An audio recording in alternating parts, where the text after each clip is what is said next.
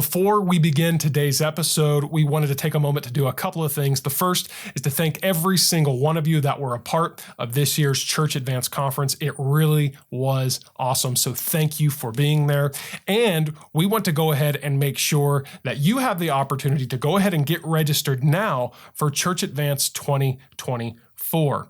This is going to be better than ever. We have a feeling we're going to see even more attending this year. And so we want to make sure that our podcast listeners are the first ones who are able to register, because really this is the reason that Church Advance exists, is because of this podcast. So we want to give you the opportunity to go ahead and be the first to register and get the largest discount that we are going to offer, which is 20% off of registration. This year, you're going to have new guest speakers, Mark Halleck and Josh Tice, joining us for the conference. We're also looking forward to welcoming back Kurt Skelly and H.B. Charles, and of course, the host, Brian Sams.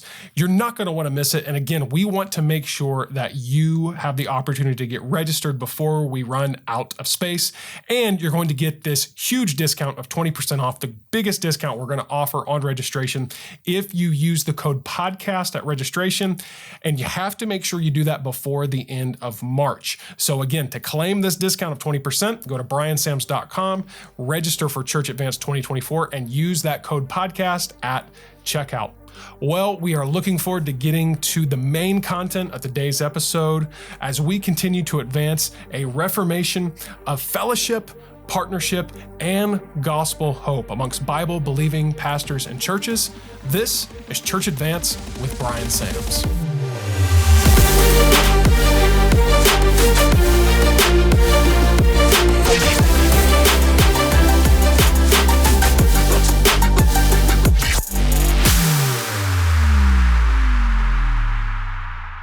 Hey everybody, welcome back to the Church Advance podcast with Brian Sams and Luke Clayton. Hey, here we are in the end of February. We have started this year off with an absolute bang. Oh, yeah. We have covered some fantastic content.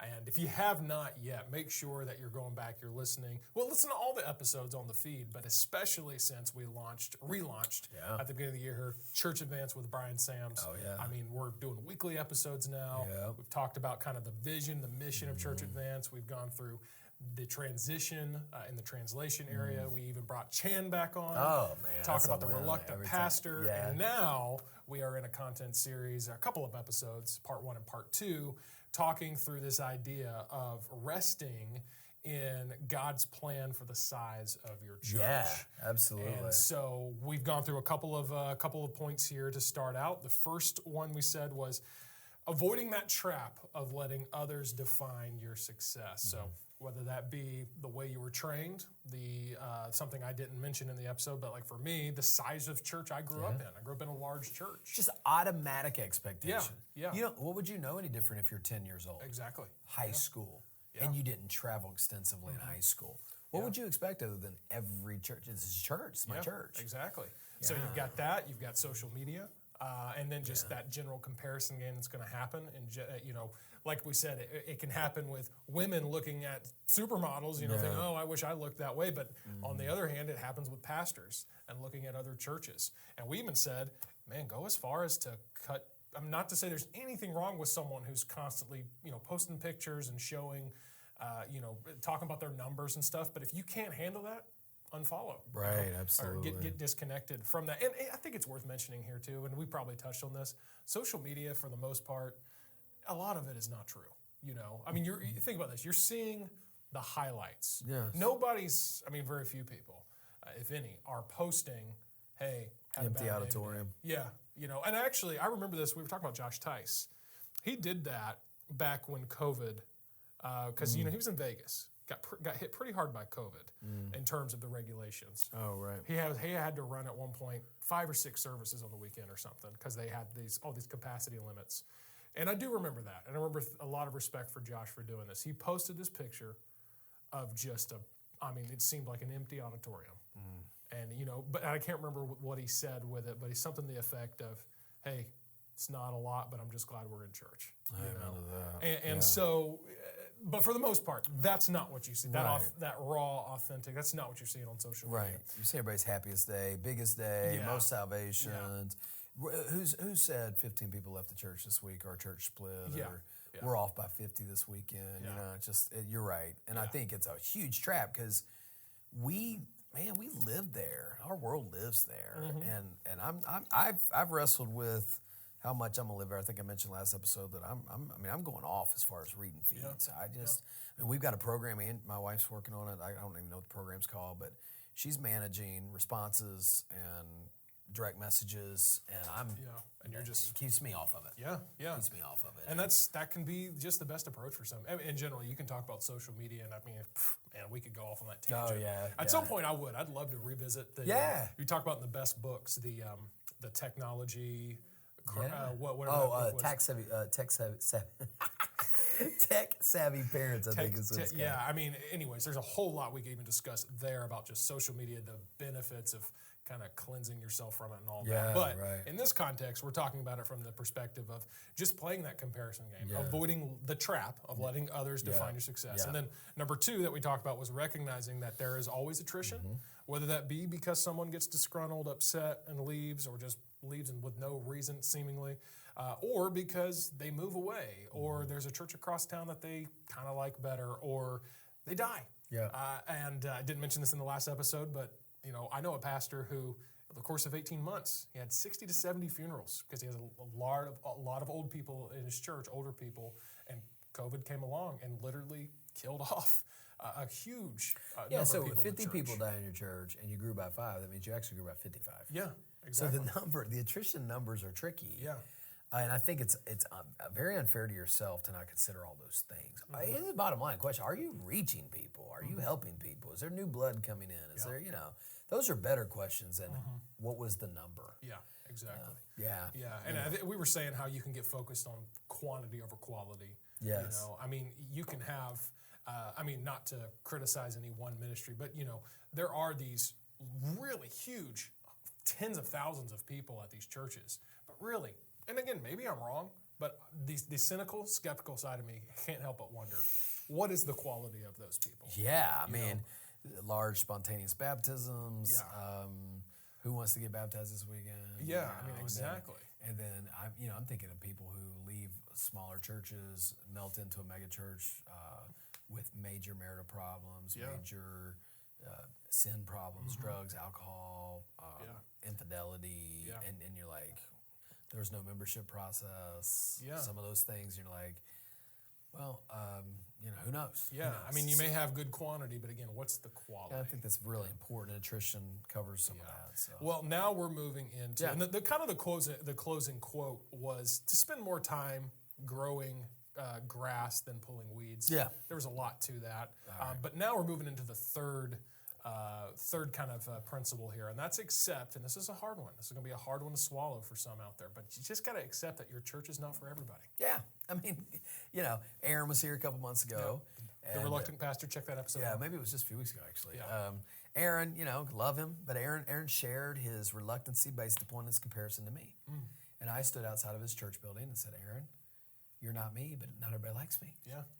And I'm not naive enough to think, as I stand in my church, and my church is big enough to know somebody's going to be there. It's not there for me. Yeah, sure. I mean, you got to understand that. The bigger your church gets, the less the people have to be there just for you. Sure. In other words, there's going to be a large group of people I don't even know. Beyond their name, I don't know anything about them. And I mean, goodness, how does that multiply over a church of 5,000? But then you think, but my church is small enough that I can look out there and know somebody doesn't like me. I don't like that. Yeah. Like if it was more like 500-600 right now, I'd like that better because then they would melt and I wouldn't know who didn't like me. Yeah. But don't be naive. Yeah. I don't think everybody likes you or that everybody has to like you. And this goes in several levels, Luke. One, think about the style of the church. I had a man just at Trunk or Treat this past week that sat out in my parking lot and told me, hey, Pastor, we're actually looking for a church. The last church seemed like it was just nothing but a rock concert. But just a couple weeks ago, I have somebody telling me we're a little too contemporary for them. Yeah. Well, which is it? What am I? Yeah. Well, I'm not. Well, I can tell you what I am. I'm not for everybody. Interesting enough, that guy, Armando, came to church and they got saved. Yeah. Well, obviously, the lights and the smoke and the rock band didn't cut it for him. Is that a slam on the rock band church? No, it just means it's not for everybody. Yeah, and on the other hand, like I was saying, I was saying this a few episodes ago, I will admit, kind of in my, mid to late 20s, I kind of had a couple years there where I got really kind of caught up in maybe the pragmatism and the trendy stuff and whatever. But you know what? I realized there are churches out there that are, they're singing traditional hymns, maybe got more traditional dress, and there are people out there that like that. Yeah. That want that. Absolutely. Now, depending on your culture, it's going to be different. Here in the South, probably there's going to be more, people that tend to gravitate towards that. But all that to say, not every church is for everybody, and so there's different styles, different preferences, and things like that are going to affect people's ultimate decision of if they're going to be a part of your church. Yeah, so there's church style. Yeah. Hands down, you can't please everybody, Yep. man. No, absolutely not. give out rock concerts, give out Lady Gaga tickets. Yeah. Have a keg party. Yeah. It doesn't matter how far down the pragmatism chain you go, not everybody's going to like it. Number one. Number two, not everybody's going to like you. Let's talk about style and gifting. Okay, think in terms of Aaron, back to Aaron. Yeah. I know it's hard for him to process. Aaron's more didactic. He's more patient, meticulous. There are people that like that. Yeah. There are people that don't like the dynamic, in your face kind of preaching. And I can't change who I am, but I can change my perspective of it. And I have to be okay with that. Yeah. And then I think in terms of just the flat reality that churches and gifting and, we talked about this, about the megachurch concept. When you put a big personality with lots of spiritual gifts and organizational abilities, Yeah. that's the church that's going to likely be larger. Could have nothing to do with spirituality. I think that's important. Yeah. Well, it's like we were saying. I don't think we might have said this in a previous take when our recording messed up. But anyways, Yeah. I can't remember if we said this in Yeah. the last episode, but I don't think we've said this on air officially yet.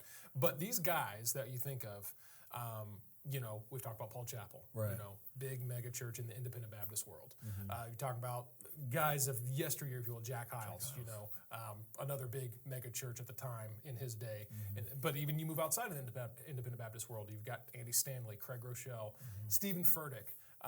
These guys, I really do believe that if they did not pastor churches, if they just weren't called to be pastors, they could be running Fortune 500 companies. Absolutely. They're just gifted leaders, and not all of us have the same giftings. Yeah, so you got the talents, parable of talents. You got one guy has 2 talents, one guy's 1, one guy's 5, whatever, and they went and developed it. And as much as the one guy developed what he could, there was only so much fruit. Yeah. So when you combine a really gifted communicator and a really gifted organizer, Yeah. with or without the Spirit, Yeah. okay, you can have none of that and the Spirit can move Yeah. and something big can be produced. But usually somewhere in between is a guy that has one and not the other, or little of each. Or I was going to say, maybe not universally in every case, but most of those guys, if not all of them that I just mentioned, what they do not have giftings in is something like hospitality. Not to say that in a negative thing. Like as far as a one-on-one, being able to, minister in that setting. A lot of those guys, because I've met 1 or 2 of them, and it's kind of like you talk to them, and in a one-on-one setting, it's like, oh, this is awkward. This isn't your thing. You might be a great communicator, and there's nothing wrong with that. It's just they don't have that gifting. That's different. So that's where these smaller church pastors, if you will, kind of shine typically. Is being able to have that gifting. And there's some people out there, depending on where you're at, it's what they want. Yeah. They want the personable set across the couch in the living room, drink the iced tea, let's have a cookie together. There's just so much of that going on that you have to accept that. Your church is not for everybody. It might be you, it might be the church, it might be the culture, it might be the style, it might be this. In the city of Jacksonville, 1 million people, there ain't 1 million of them coming to this church. Yeah. Well, I was going to say something as simple as where you're located. Yeah. Some people will say, man, I'll drive 20 minutes for that church. Other people say, heck no. We had Sunday 3 people walk into church. Yeah. They're not gonna walk into any church because they're physically not able. And I think in our particular case, we're in a part of town that not everybody's wanting to come into. Yeah. It's not bad, but it's not great. And I remember when we were at the old campus. I had people walk in. I tell you, it was heartbreaking. One of the reasons we moved, we'd have people walk in, love the service, walk out to me in the lobby and say, "Pastor, this is a great church for me. Honestly, We had no idea where it was located. We pulled up here with the GPS, and man, we just don't feel safe. Yeah. I had that. People with, talking about solid families with young kids with, And you were fortunate to be able to move to a new location. Right. But that's, you could tell the story about that sometime. very that was kind unique of just a circumstances. miracle type of situation. exactly. And Most people can't get that. That's exactly right. So you have to then Rest. Yeah. Rest in God's plan for your church. Yeah. So you're going to, that has to do with accepting your church, just not for everybody, for a myriad of reasons. Right. Then your church should be multiplying, and this is number 4, your church should be multiplying and scattering, not just gathering. Let's talk about that. There should be ascending culture. Ascending culture. This is the purpose of the church. You make disciples.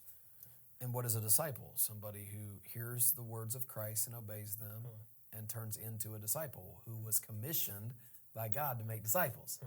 A disciple becomes a follower, and a follower gets commissioned. That's the cycle of the Great Commission. So everybody at some level is being trained or being sent. Some will be sent into your local community, continue to reach people in your church, and some will be sent out of your church to multiply the efforts of the church. Yeah. Our church, as an example, right now, Aaron is the 7th pastor we've sent out of our church.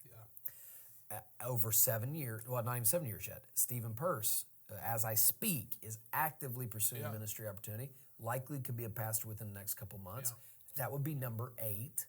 I've got 2 or 3 guys coming into the pastoral internship program in this year, 2023, and they could be 10, 9, 10, 11, 12, who knows? My youth pastor may get the urge at some point to go pastor. Even people are going with Pastor Aaron over to Mayport to help him. We have sent out of this church at least 30 people with those 7 families. Okay, so what's the deal? The deal is you're supposed to do that. Yeah, exactly. So how do you account for sending missionaries? How do you account for what God has done in their churches? Yeah. We sent Justin Talbert, his wife, and their 2 kids. That's 4. It's a family of 4. And out of our church. They go to a church with 20 people in February 2022. In October of 2022, they had 95 on a high day. Yeah. How do I even... I was going to say, think about that. And let's just use round numbers just for sake of illustration. Let's say that within 2 years of you sending these pastors out, they have 100 people in their church. That's just 7 pastors. That's 700 people. Yeah. That's double, maybe triple the size of your church currently. Exactly. How do you... You can't quantify it. Exactly. That's the point. You have to rest in it. But if you're not sending... We got something to think about here. Well, it's the principle of multiplication over just addition. Right. My goal will be 50 pastors out of this church by the time I am done. Wow. Yeah. And 50 churches with 50 pastors that we trained that reach 20 people in 5 years, man. Yeah. 100 each. That's what 50, 100. That's 5,000. Yeah. That's amazing. That's a mega church right there. That's a mega church. That's a multi-mega church. Multi-mega church spread out over the country. Yeah. And it's just a principle of leadership. Like you shouldn't be trying to develop followers. You're trying to develop other leaders. Yeah, that's good. Some of those leaders might choose to stay in your church and serve in that way, but many of them should. They should get the urge to leave and go either start their own church, take a church, help at another church, whatever it may be. Yeah, I totally agree. So I think this is a good health check for a pastor. Yeah. What is the sending culture? What's been going on? Are we training people? Yeah. This is your job. This is core to who you are. And if you're not doing that, you should be. And we should be looking for a pipeline. Yeah. And we should be multiplying. I think that should bring rest to me. It brings rest to my soul, man. Here I am. Our church could easily be, knocking on the 300 door now or more. But hey, God has helped us to send people out. I'm thankful for it. And I hope it's inspiring. I hope it is multiplying. I hope there's more churches and more disciples when I'm done than when I started. Exactly. Well, think of it. Go back to that again. What's going to be more valuable? Is it more valuable for you to keep, if you will, those 7 families? And maybe, let's say there's 3 per family, have 20 to 25 more people in your church, or to send them out. And now you've been able to, like I said, if it's 100 per pastor, 700 people. And here's the funny thing. It might be more profitable for me. Yeah. True. Because I've got more people and more of this. Here, I'll just be transparent. I think Aaron talked about this. This may have been at the end of last year when he talked about how our church, going into the 2023 budget cycle, I have a medium-sized church, good church. We don't have an assistant pastor on the payroll. Yeah. and we don't have but part-time secretary on the payroll. We have 2 church planners on the payroll. Wow. And I'm not like just talking about this, man. Like I'm in.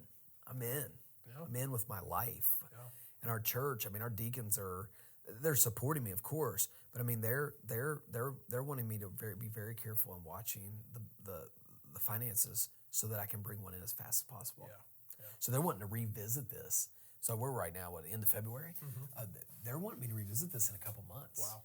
They're wanting me to, they're saying, Pastor, we know you need help. We know our church needs, more support. So that's the real deal. And that's when the rubber meets the road. You're gonna hire more assistants to make your life easier, or you're gonna send them out so you can multiply churches. It's just a thought. Yeah. And so, this whole idea of, you should be a sending church. Yep. And you're not just gathering, you're multiplying, Yep. you're scattering. Yep. The final thought here, be faithful enough to keep going, but be humble enough to change direction. Yeah, so let's say you got the right perspective on these. Let's say that you're reaching people, you're faithful in evangelism, and you're training people, you're sending people, you're at peace of all these things. What do you need to do? Just keep going, man. Yeah. Just be faithful. Just keep doing what you're doing and trust God with the results. Yeah. Now, here's the catch. Be humble enough to change direction if you're wrong. Yeah. Because it could be. Now, this is why I was hoping you listen to the end, because I'm going somewhere with this. You might not be doing it right. Yeah. So I told you on the way to lunch today, I said, God really worked me over. I've been taking Mondays on typical days. This is actually a Monday. I've been working today, but typical Mondays, I take the first part of the day off and I go out to the beach by myself. Nice. And I sit in a beach chair with a Bible, my phone's off, notebook, journal, and just pray, seek God. No sermon prep, just mind open to God. Yeah. I wrestled. Some of the stuff I'm even talking about right today, I was born out of this wrestling match. Why is my church not bigger? Why do I feel like we're halted and whatever? Which at the end of the day, it's not even true. But still, just the mind game. And I started praying about the things that need to happen in our church. What does God want for our church? And there's several things in 2023 that are changing. But the one thing that kept coming to my mind was, what does God really want from me? He wants me to get back to mission. I had gotten a little off-centered of just the direct impact of reaching people. Like me, Brian, winning somebody to Christ. And so I started praying, God, remind me, show me, lead me to the low-hanging fruit. God, where are people that need Christ? And man, I started writing stuff down. We have a Christian school that meets here at our church that, we haven't done anything with this year. I've been so busy. And I called him. I said, I'm ready to start preaching in chapel again. I'm ready to start loving these kids. Led to them to the Lord last week. We ramped up the Bible club that meets tomorrow afternoon. And we led a kid to the Lord a week ago. During that same season, a lady visited our church and came to our new members class. And she looked at me at the end of the new members class and said, Pastor, I'm Roman Catholic. Is that okay? And I'm like, what must I do to be saved? Yeah, wow. I led her to Christ on Friday, baptized her on Sunday, and her and her husband are faithfully attending our church. God's starting to stir it up again. Yeah. So, I had to face that. I had to face the fact that I don't think I was being faithful. Yeah. So here's some diagnostic questions. Yeah. Okay, let's dive into these. How can you get to this last thing? What if I need to change direction? Here's some straight on questions. Am I, as a pastor, faithfully sharing the gospel? Am I baptizing converts? Am I leading people to become faithful disciples? There you go. There's a question. If you're not doing that, change direction. Yeah. So you're out there as a pastor, you run 100 people, and you're worried about why your church ain't growing. Okay. Are you leading people to Jesus? Yeah. Not is your church cold, not are your deacons dead, not nobody will come to Saturday outreach. You. Yeah. And I'm telling you right now, man, if there ain't nothing going on there, get your butt out of your office, turn off YouTube, get off of Twitter, get your butt down to the trailer park, get your butt to a basketball court, get your butt to an apartment complex, or get to the street next door and look for somebody. Wow. Carry a tract with you. Remember we used to talk about that all the time? Yeah. Carry a tract with you. Get it to the Walmart person. Get it to the gas pump. Share Jesus with people, man. Look, hey, if you're not sharing the gospel and your church is also not experiencing growth, fix it. Yeah. It's not that hard. Number two, Am I faithfully preaching the scriptures? Am I avoiding preaching politics and opinions? Here's the bottom line. I mean, here's the thing. You could be inadvertently running people off because you still think it's okay to talk about Donald Trump, to talk about Nancy Pelosi, to talk about crooked Hillary or whatever. I see these or talk about your preferences, right? Your standards. You still talking about women wearing pants? What's wrong with you? Yeah. Will you stop? No wonder. Seriously. No wonder. I mean, no wonder somebody's not coming to your church. And you think that you're like the remnant? You might be the remnant, but we can't talk about church growth in the same sentence. Yeah, sure. You just can't do it. So this is, man, that's a tough question. Am I needlessly opening up the back door because of lack of organization assimilation strategy? Yeah. We are working on this ferociously. I was telling you off the air about the Next Steps Connection Center and just driving. I'm actively training leaders right now because I feel like there's a hole there. Yeah. What happens when the person gets saved? What happens when the discipleship class is over? What happens when they get plugged into a class? Is the process getting dropped? Yeah. Wow. Is attendance being taken? Are reports being sent? Are phone calls happening? I mean, you can close the back door. Yeah. Because people come to your church once they get saved, once they get baptized. If they're not connected, they're going to find a place where they're connected. Exactly. Yeah. So, what's next? Am I actively training believers to be witnesses and providing opportunities for them? I mean, that's, how about that? Have you trained anybody? Do you have an evangelism training course? We're starting one in January. Are you challenging people? Are you having the trunk or treats? Are you, I know it's taboo. Are you having the whatever it is, whatever you do? Are you doing anything that would get lost people around you and would get people engaged in them? I think these are tough questions. Yeah, well, and there's another question I think of that ties into that one and also ties into the first one you mentioned about the personal, are you personally reaching people? And that's this. Is your church more about reaching itself or reaching the community? And it's amazing to me how, and again, it's not a particular denomination or movement or camp or whatever, but it is amazing to me. I mean, because I get the privilege of working with and communicating with a lot of pastors and church leaders, and I'll see, you just got to show me an event calendar. Show me an event calendar. That's good, man. And I'll move through 1, maybe 2 months, and I can tell you, okay, you're a little bit more focused on, keeping people happy. In reach, keeping people happy. Than you are reaching others. It's not that hard to figure out, is it? Yeah. And we have made major adjustments in our calendar, Luke, to make sure that we stay focused on keeping people at the edge. Thanksgiving basket deliveries. That's low-hanging fruit, man. Yeah. That's poor people in your community. Feed them. Yeah. Take Jesus to them. It's not that difficult. Yeah. Do something. Yeah. I remember one story. I know that we got over time a little bit today. My friend Hector, who's coming to be our Spanish pastor, for years had a harvest festival on Halloween night as a replacement for trick or treat, and it was all for their church.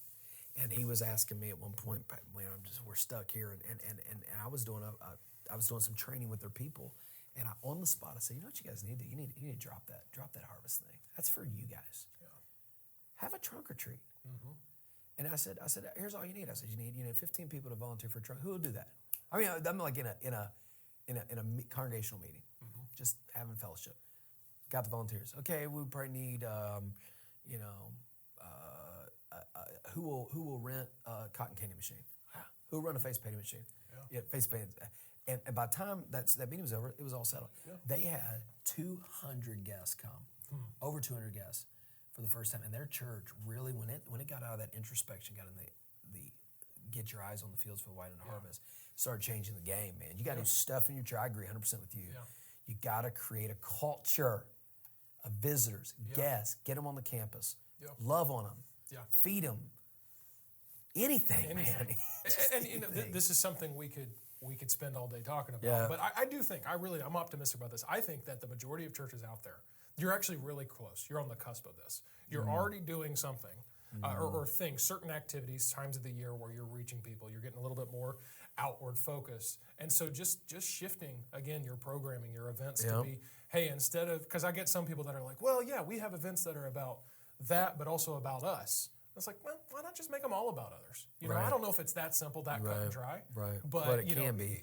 It's something that, again, I think most churches are closer to it than they realize. And if you are really doing these things, make it an effort. You really need to trust God. Yeah. Bottom line, final word. Yeah. Well, hey, this has been a good couple of episodes, and thanks for joining us here on Church Advance with Brian Sams. Well, thanks again for joining us for today's episode. And remember that you can get early access to upcoming episodes and conversations for free at briansams.com. Just head over to briansams.com to get early access to upcoming episodes before they officially drop to our podcast feed and YouTube channel.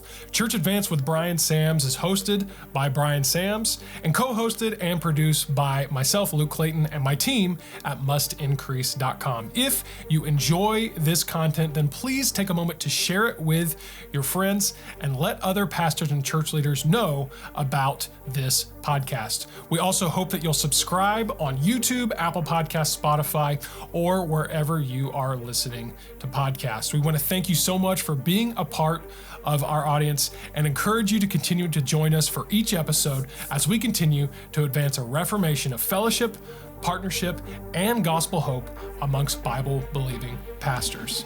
Thanks again for joining us for Church Advance with Brian Sams.